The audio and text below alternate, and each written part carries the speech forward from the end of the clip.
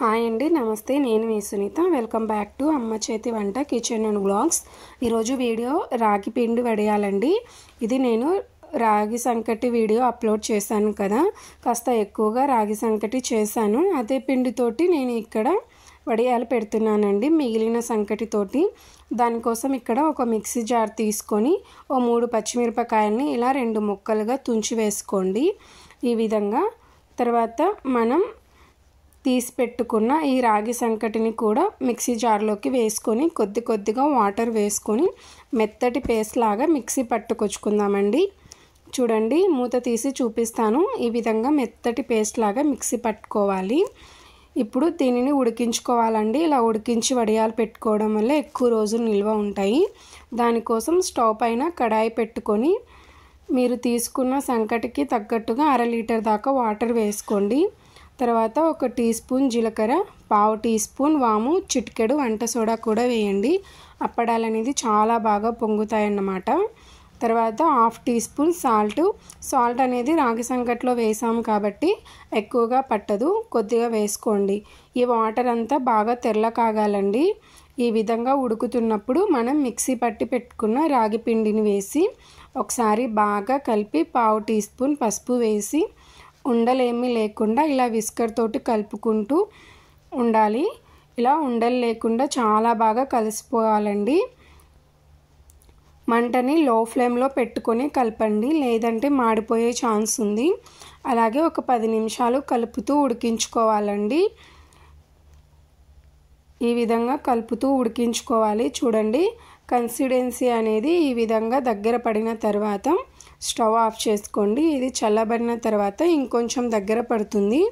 ఇప్పుడు ఒక తడి క్లాత్ పైన కానీ మీరు కవర్ పైన కానీ వేసుకోవచ్చండి. నేనైతే ఇక్కడ తడి క్లాత్ పైన వేస్తున్నాను. ఇప్పుడు అప్పడాలు వేసి ప్రతిసారి కూడా పిండిని కలుపుకుంటూ వేసుకోవాలండి. నేనైతే ఇక్కడ కొంచెం పల్చగానే వేస్తున్నాను. ఇదంతా పూర్తి అయ్యేలోపు నాకు పిండి అనేది చాలా చిక్కబడింది. కొంచెం గరిటెతో స్ప్రెడ్ చేసి వేసానండి.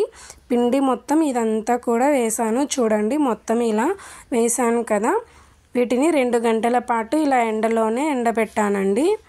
చూడండి, 2 గంటల తర్వాత చూపిస్తున్నాను. మొత్తం ఎండిపోయాయి కదా. ఇక్కడ మాకు చాలా ఎండ ఉందండి.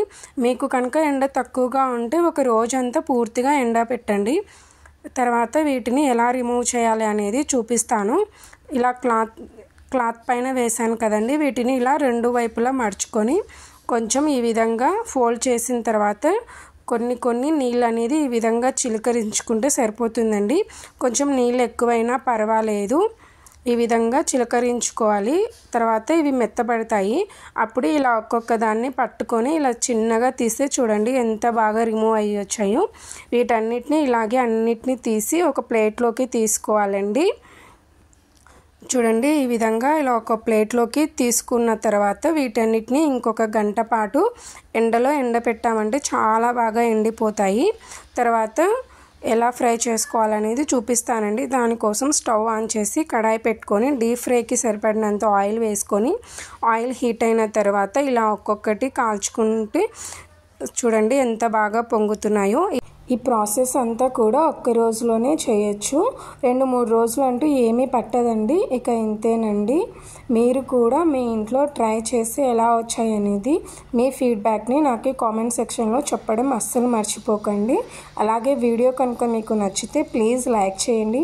మీ ఫ్రెండ్స్ అండ్ రిలేటివ్స్కి షేర్ చేయండి. మరిన్ని టేస్టీ అండ్ సింపుల్ రెసిపీస్ కోసం మన అమ్మ చేతి వంట కిచెన్ అండ్ బ్లాగ్స్ని సబ్స్క్రైబ్ చేసుకోండి. Thanks for watching.